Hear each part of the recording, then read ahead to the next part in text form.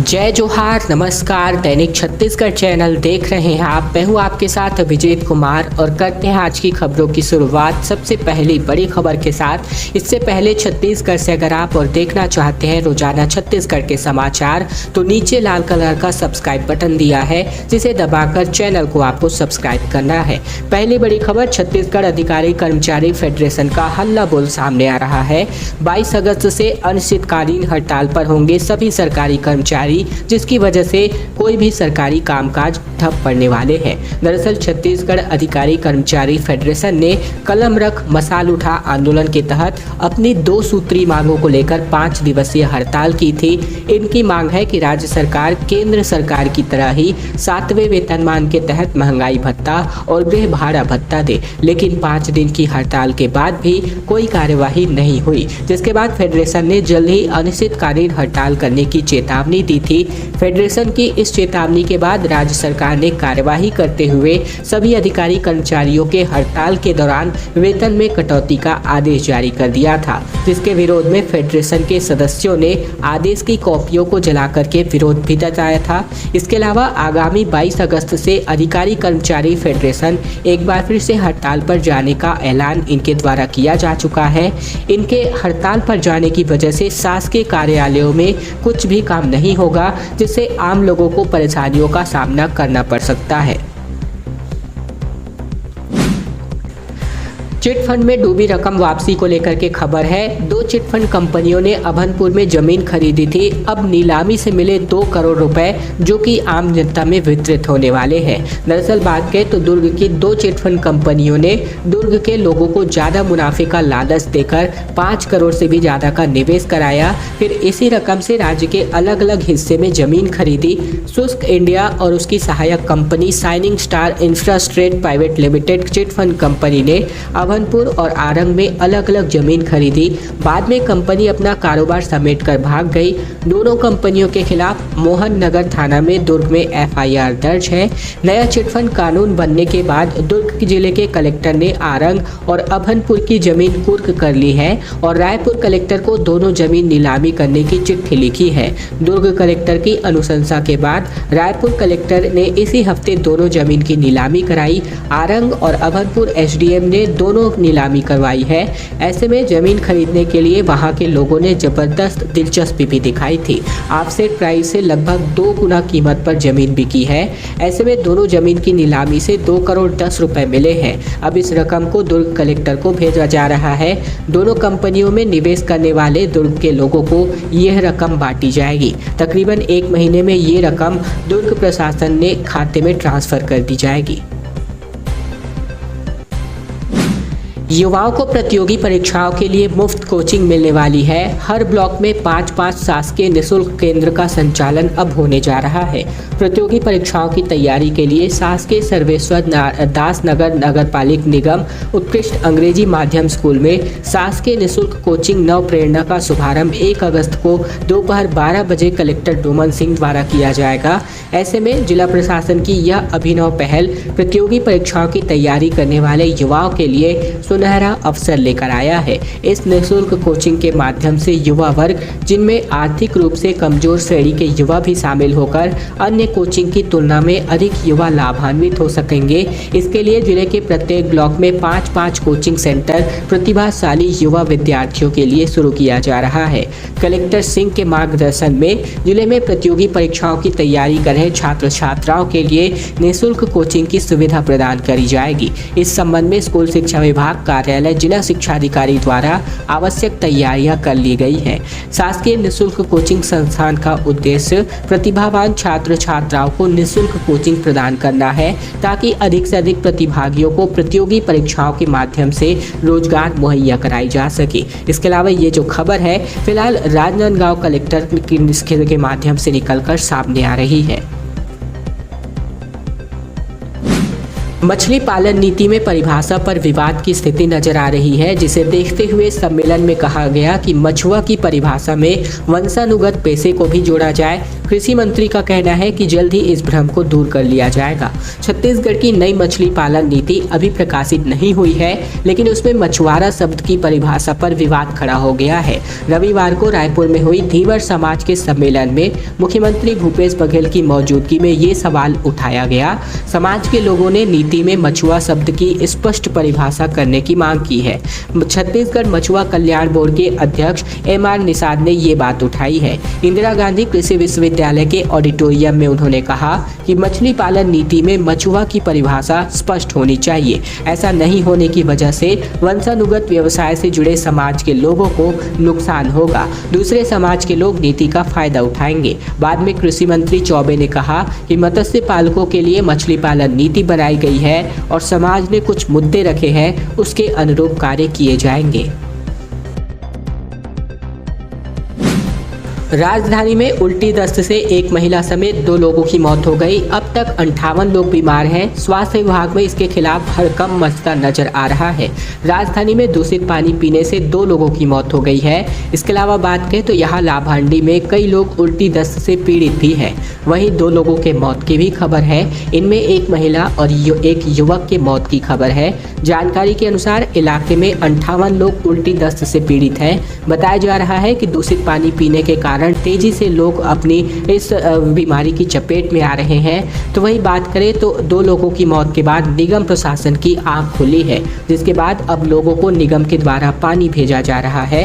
दूषित पानी पीने से मौत के मामले सामने आने की वजह से कई सवाल भी लगातार उठाए जा रहे हैं। दूसरी ओर स्वास्थ्य विभाग में हड़कंप मचा हुआ है। बता दें कि उल्टी दस्त के शिकार 58 लोगों के हालात गंभीर बने हुए हैं। कॉलेजों में प्रथम वर्ष की मेरिट लिस्ट जारी हो चुकी है और सीट के लिए मारामारी का सिलसिला लगातार जारी है। पंडित रविशंकर शुक्ल विश्वविद्यालय के अंतर्गत कॉलेजों में प्रथम वर्ष के प्रवेश के लिए मेरिट सूची जारी कर दी गई है। BSc प्रथम वर्ष में रायपुर साइंस कॉलेज में सर्वाधिक 94.4% कट ऑफ रहा, तो वहीं BCom डिग्री में गर्ल्स कॉलेज में 86% और BA में सर्वाधिक कट ऑफ छत्तीसगढ़ कॉलेज से 74.20% रहा। कॉलेजों में मेरिट सूची जारी होने के बाद अपना नाम देखने के लिए सैकड़ों की संख्या में छात्र यहां पहुंचे। कई छात्र सूची में नाम देख करके उत्साहित नजर आए, तो कुछ सूची में नाम न आने पर मायूस होकर लौटते नजर आए। अब इन छात्रों को अगली सूची में नाम आने का इंतजार है। बता दें कि प्रथम चरण में मेरिट सूची जारी होने के बाद छात्रों को कॉलेजों में प्रवेश के लिए 5 अगस्त तक का समय दिया गया है। इसके बाद दूसरे चरण में प्रवेश के लिए 6 और 7 अगस्त को ऑनलाइन पंजीयन प्रक्रिया शुरू होगी। सफाई व्यवस्था के लिए 50 लाख खर्च हो चुके हैं, फिर भी गंदगी नजर आ रही है। भाजपा पार्षद का कहना है कि इसीलिए डेंगू के मरीज भी बढ़ रहे हैं। यहां अब तक 600 से भी ज़्यादा मरीज पाए जा चुके हैं। छत्तीसगढ़ में लगातार डेंगू के मरीज मिल रहे हैं। ऐसे में नगर निगम के भाजपा पार्षदों ने शहर की सफाई व्यवस्था को लेकर सवाल खड़े किए हैं। पार्षदों का कहना है कि बदहाल चौपट सफाई व्यवस्था के कारण ही शहर में डेंगू का कहर टूटता नजर आ रहा है। नगर निगम की सर्वोच्च प्राथमिकता शहर का स्वच्छता कार्य होता है और जिसमें नगर निगम पूरी तरीके से विफल है, जिसका खामियाजा शहरवासियों को डेंगू के फैले प्रकोप के रूप में भुगतना पड़ रहा है। तो वहीं इस बीमारी से लोगों की मौत भी हो रही है। भाजपा पार्षद आलोक अवस्थी ने कहा है कि 1 माह बीतने को है, लेकिन डेंगू का फैलाव कम नहीं हो रहा है। अब डेंगू के साथ साथ टाइफाइड भी पीड़ित बड़ी संख्या में निकल रहे हैं। ऐसे में कांग्रेस नगर सरकार की लापरवाही से शहर को जानलेवा डेंगू के हवाले कर दिया है। उन्होंने कहा कि डेंगू की बढ़ती रफ्तार और उससे हो रही आमजन की मौत शहर की जनता को निगम को जवाब देना चाहिए। पैरी और उदंती नदी में बाढ़ की वजह से मैनपुर से 50 गांवों का संपर्क टूट चुका है। दरअसल बात करें तो पिछले 3 दिनों से मैनपुर क्षेत्र में हो रही झमाझम वर्षा और बीती रात हुई मूसलाधार वर्षा की वजह से मैनपुर क्षेत्र का जनजीवन अस्त व्यस्त हो गया है। नदी नाले पूरे उफान पर हैं और बाढ़ आने की वजह से लगभग 50 ग्रामों का संपर्क 2 दिनों तक तहसील मुख्यालय मैनपुर से कट गया। 50 से भी ज़्यादा गाँव टापू में तब्दील हो गया। पिछले 3 दिनों से हुई वर्षा से मैनपुर अंचल तरबतर हो गया। पैरी व उदंती नदी में दिन भर बाढ़ के कारण ग्राम गोबरा, कुड़री घाट, इसके अलावा ताराझर, बेसराझर, बुढ़ार, इसके अलावा सिहार, कोनारी, छिंदौला से लेकर के रामपारा, शोभा क्षेत्र के गौर गांव, इसके अलावा कुचेंगा, गरीबा, उदंती के साहिल कछार, इसके अलावा कल्लाझर, नागे सहित 50 ग्रामों का संपर्क मैनपुर मुख्यालय से कट गया। लोग दिन भर मैनपुर नहीं आ पाए तो वहीं झमाझम वर्षा के कारण सुबह से ही मैनपुर नगर सहित क्षेत्र लगभग सैकड़ों गांवों में सुबह से ही बिजली बंद रही।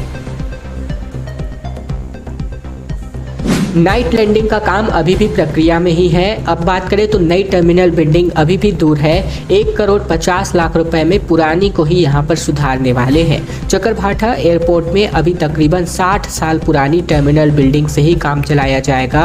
एयरपोर्ट बनने के दौरान टर्मिनल बिल्डिंग का नवीनीकरण किया गया था और वर्तमान में एक बार और इसी बिल्डिंग में बुनियादी सुविधाओं को लेकर नवीनीकरण कराया जाना है। बिलासपुर चकरभाठा एयरपोर्ट से 1 मार्च 2021 को शुरू हुई घरेलू विमान सेवा को 1 साल 4 माह हो चुके हैं, लेकिन अभी भी वर्तमान टर्मिनल बिल्डिंग से काम चलाने के लिए उसमें काम कराने की प्लानिंग हो रही है।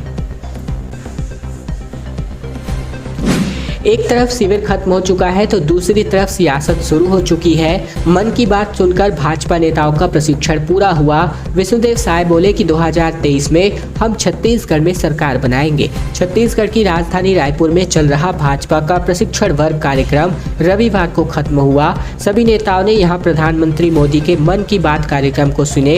इसके बाद प्रदेश कांग्रेस को हर मोर्चे पर घेरने के संकल्प के साथ इस कार्यक्रम का समापन किया गया। इसके बाद मीडिया से बातचीत करते हुए भाजपा के प्रदेश अध्यक्ष विष्णुदेव साय ने कहा कि ये कार्यक्रम कार्यकर्ताओं को नए सिरे से एक्टिव करेगा। साय ने बताया कि यहाँ जनता के मुद्दे को उठाने, सोशल मीडिया के इस्तेमाल, जनता के बीच आंदोलनों जैसे 15 टॉपिक्स पर दिल्ली से आए एक्सपर्ट्स नेताओं ने बातचीत की और हम लोगों से सरकार को सेवा का माध्यम बनाते हैं, ऐसी बातें यहाँ पर सिखाई गई हैं। इस कार्यक्रम में हमारे प्रदेश के नेता कार्यकर्ता, सांसद, विधायक, प्रदेश पदाधिकारी, मोर्चा प्रकोष्ठों और जिलों के अध्यक्ष भी शामिल हुए। ये सभी बातें प्रदेश अध्यक्ष विष्णुदेव साय ने जानकारी दी है।